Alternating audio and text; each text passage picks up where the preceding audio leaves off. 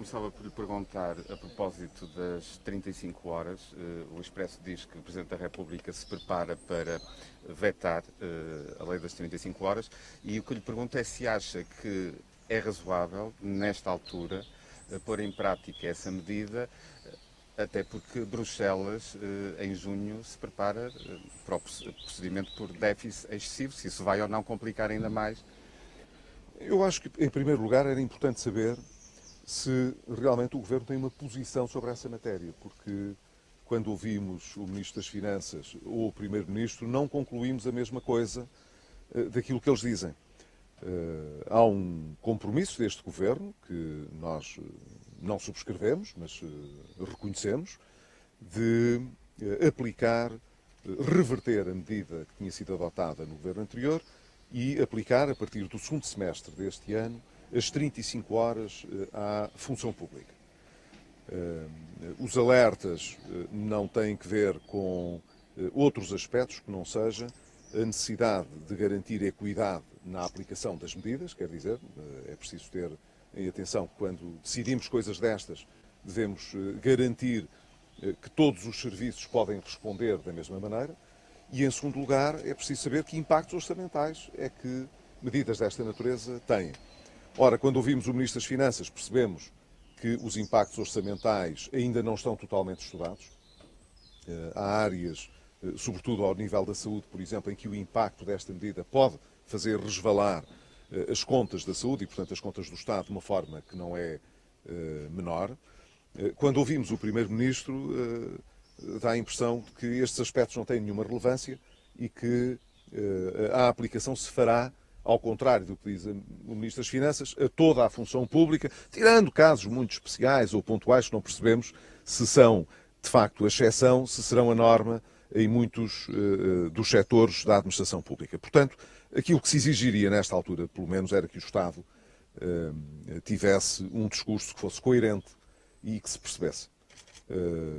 Não, mesmo os custos que possa ter do ponto de vista da execução orçamental poderão eventualmente até ser compensados com outras poupanças quaisquer. Portanto, o que é preciso é saber o que é que o Governo quer. Agora, nesta altura não se sabe, a gente não consegue perceber exatamente se o que conta é a opinião do Primeiro-Ministro, ou do Ministro das Finanças, ou do Ministro da Saúde, ou qualquer outro. Mas acha que isto vai complicar mais a decisão de Bruxelas ou não, em relação ao déficit excessivo? Isso é possível que sim, porque o problema que nós temos é um problema de médio prazo e de longo prazo. É um problema de sustentabilidade das finanças públicas.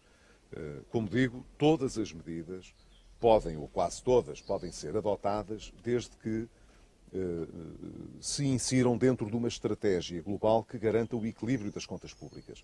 E isso não é só uma exigência de Bruxelas, digamos assim, isso deveria ser uma exigência nossa do país, porque enquanto nós não tivermos contas equilibradas, corremos riscos de financiamento, quer para o Estado, quer para as empresas e para a economia em geral, por um lado, e por outro lado, temos, do ponto de vista da execução orçamental, desafios ainda maiores que sempre se acabarão por fazer notar ou em impostos maiores no futuro ou em agravamentos de impostos no curto e no médio prazo. Portanto, se não queremos realmente canalizar mais recursos através dos impostos para a despesa do Estado, é muito importante que o Estado seja rigoroso na aplicação das medidas que hão de garantir o equilíbrio orçamental de médio prazo, conforme é do nosso interesse, não é só de imposição de Bruxelas, é do nosso interesse. E acha que o Presidente da República deve vetar esta medida?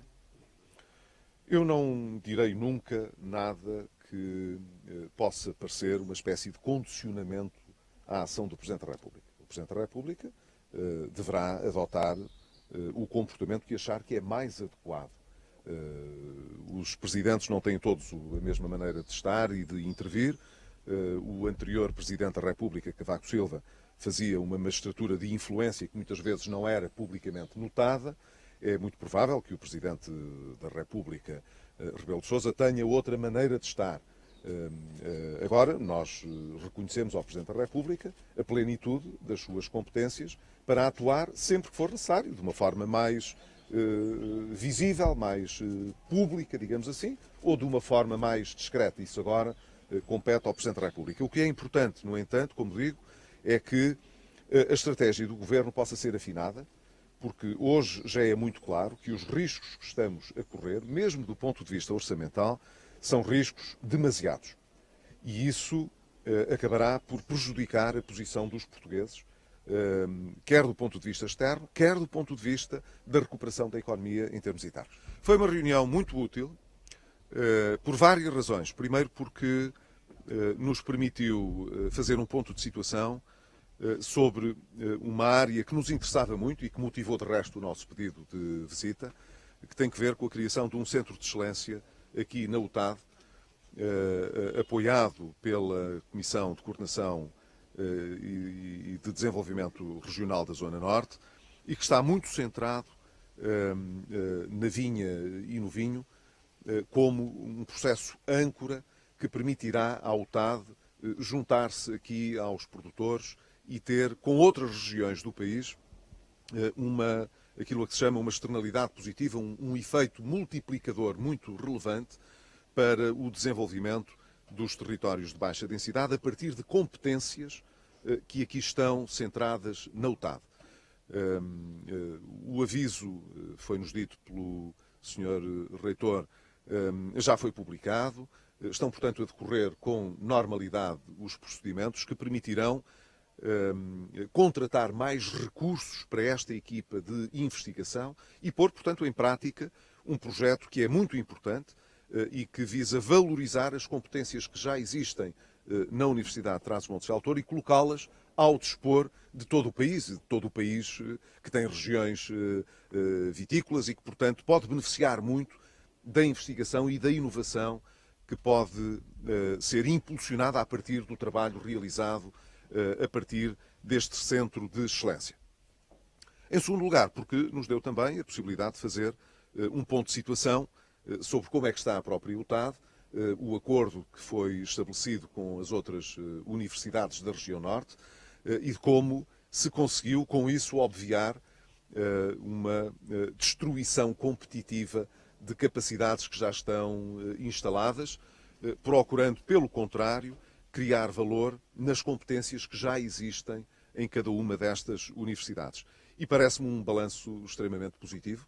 É evidente que isso não impede que novas oportunidades possam ser exploradas todos os dias e têm vindo a ser exploradas. Tivemos a oportunidade de trocar impressões sobre novas vantagens que podem advir de uma boa colaboração entre a Universidade e o Instituto Politécnico de Bragança, por exemplo, entre estas instituições e os municípios, nomeadamente para satisfazer problemas de oferta local que tenham um impacto económico mais relevante, como é o caso, por exemplo, dos territórios do Alto Tâmega e, em particular, de toda aquela região centrada em torno, portanto, do município de Chaves. Hoje teremos a oportunidade de visitar uma empresa que fica justamente nesses territórios e é muito importante que estas estratégias de desenvolvimento territorial sejam prosseguidas numa lógica muito integrada, envolvendo todos os parceiros e todos os agentes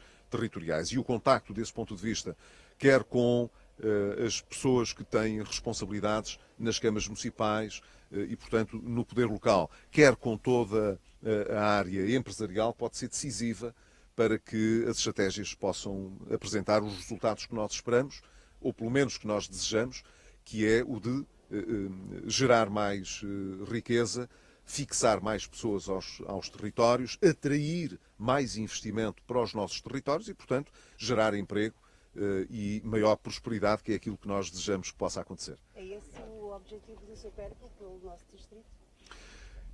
O meu objetivo é, no essencial, trazer ao conhecimento das pessoas muitas das propostas que nós apresentámos na área da valorização do território quando tivemos a discutir as opções do Programa Nacional de Reformas.